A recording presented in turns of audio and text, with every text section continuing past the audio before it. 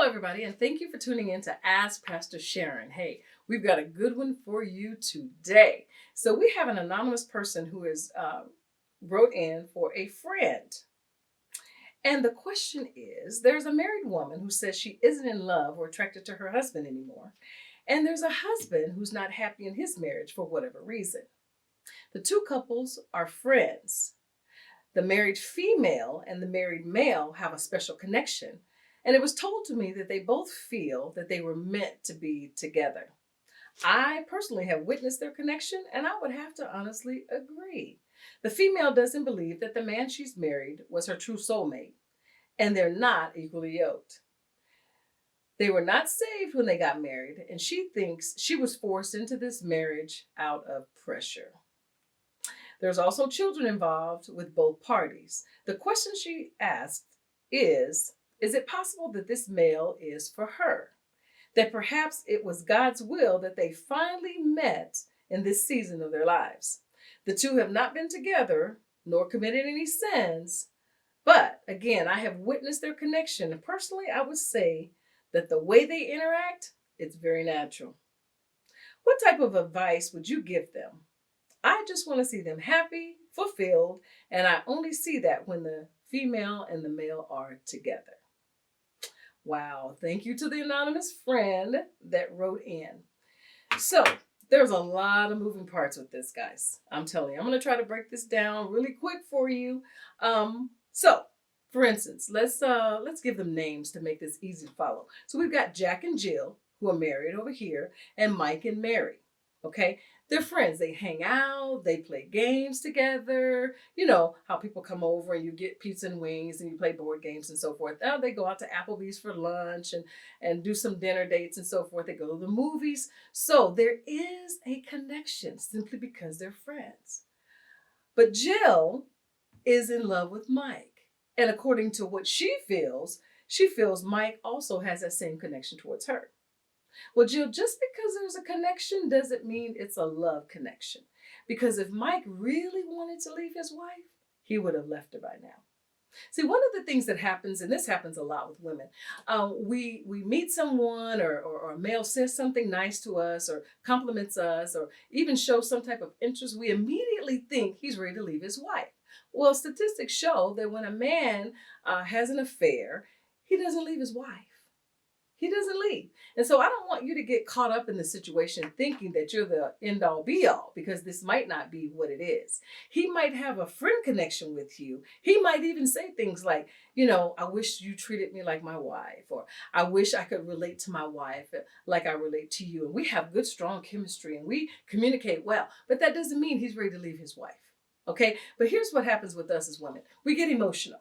All right. And so we go home and we see the trash is still sitting there. The husband didn't take it out again. And we see he didn't make the bed or whatever the situation is. And now we're upset. He's sitting on the couch doing what he normally does, watching the game. Got the remote control, chilling, minding his own business. Now we come in and now we're feeling some type of way because we think Mike wants to be with us. And so I don't really have to put up with this. So we get emotional. So we start saying, well, Jack, can I talk to you? I have something in my heart I want to talk to you about. And Jack is thinking, girl, I am watching this game. Can we talk about this in the morning? Or can we talk about this later? And then you get all flustered. And you go into this whole damsel in distress situation. Like, Jack, you always do that. You never listen to me. You never do this. You always put me aside. You put the game before me. And you don't clean up the house and you just don't help me. You don't help me with these here kids. And you go into this whole thing, right? And Jack is thinking, I'm just trying to watch the game. But we're emotional. And so when we don't get what we want, sometimes we just throw it out there. So then you let the cat out the bag. Well, this is why I'm leaving you anyway. I want a divorce. I'm just tired, Jack. I'm just tired of this. I want out. I want out. Because I'm in love with Mike. He doesn't treat me this way. He listens to me. He gives me the time. He calls me and he tells me when I look nice. And you don't say any of these things anymore. Well, ladies and gentlemen, there you have it. It's out the bag. And now out of your emotion, you've thrown all this out here. And Jack is just thinking, I just wanted to watch the game. But now, not only have you thrown yourself under the bus, now you threw Mike under the bus. So you know there's a conversation. Because now Jack's got to call Mike's house and find out what's going on. Then, of course, now Mary finds out that you guys have been talking and that you're planning this secret little love affair. Maybe you haven't done anything physically, but there is an emotional relationship, an emotional connection that's happening. And it can be dangerous if it's not dealt with. Because at the end of the day, Jill, you can't say that you were forced into this marriage by pressure. I doubt very seriously if anybody put a gun to your head and said, hey, marry Jack, right? Didn't happen. Didn't happen. Maybe at the time he was the best thing going. And then later you meet up with Mike and you feel he's your soulmate. No, he's not your soulmate. He's Mary's husband. Let's make that very, very clear. Okay. And to make the statement that you think that maybe God allowed you guys to meet in this season because he should be your husband, not so. Because when you say that, it almost insinuates that God made a mistake and that he didn't know which was going to be the better spouse for you. So my question is, did you ask God before you married Jack? Or did you just think Jack was the end all be all at the time and you just wanted to be with someone? Or whatever the situation was. I don't know what it is, but I do know God's never going to cause a situation where you are married, both parties are married, and he's going to want you to leave your husband and take someone else's. That's not the way it works. So, no, I think he probably did mean for you to meet in this season as friends. As friends. But now we've let the cat out the bag. And now there's a fight over here at Mary and Mike's house. And now you and Jack are at odds. And here's the other thing to consider. Did you consider the kids in this? And how devastated they're going to be. We have too many kids having to come out and grow up from a broken home. Yes, sometimes it happens. And sometimes it can't be avoided. But this is something you have control over.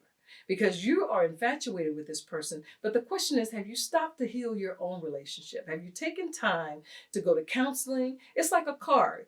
If a car has miles on it and it's been, maybe 10, 15 years you've had the car, you take it back to the manufacturer.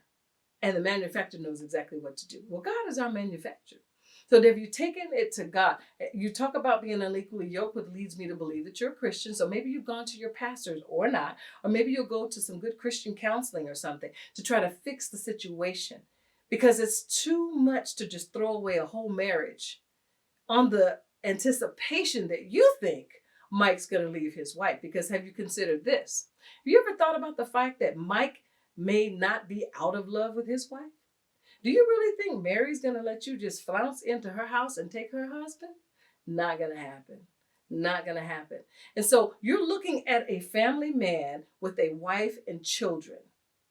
And you picture him as that person. So you think you're going to just take yourself and place yourself in his life. And life's going to be like this. You both have kids. You both have kids. And so he might be driving an Escalade right now.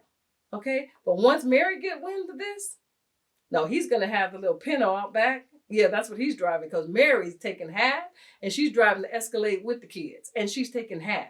So now he's sleeping on his brother's couch, right? You've opened out the cat out of the bag with Jack.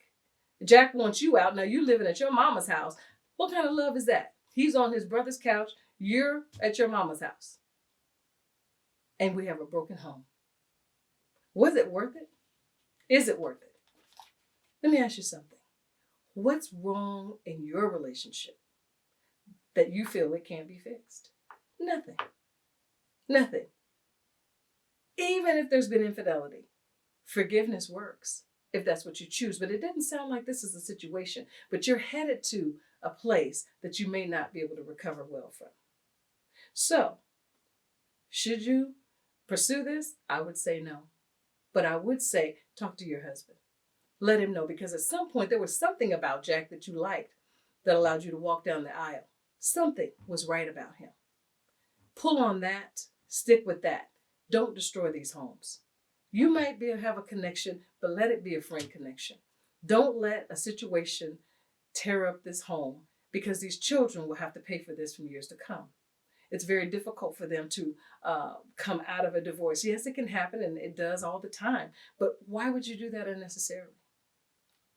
It could cause them to have trust issues and seeing marriage in a way that's on a negative platform. You don't want that. You really don't want that. So I hope this helped you today. Okay, you have a husband, stay with Jack. Leave Mary's husband alone. He's not yours.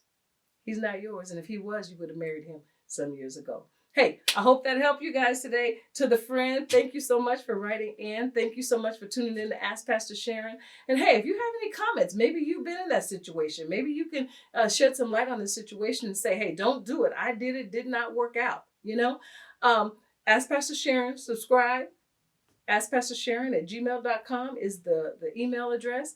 Love to answer your questions. It's so good seeing you again today. So be blessed. And remember, whatever you do, do it with class. We'll see you next time.